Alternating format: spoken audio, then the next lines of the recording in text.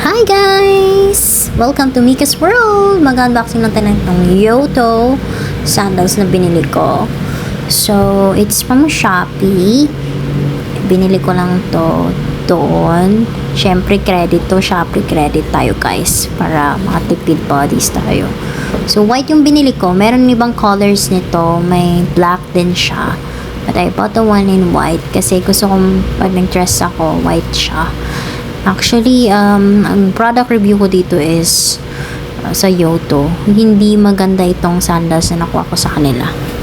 For real. Kasi nung ilang days ko pa lang siya I think mga 2 weeks siguro.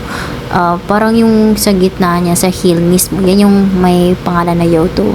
Nag-crack siya agad. So, hindi siya goods. Pero, okay din naman kung pang everyday mo lang. Pero, yun nga, madali siya mag-crack. Lalo na sa siguro ng panahon din. Pero, I'm not sure ha, kasi ang lakad ko lang naman ay sa MOA.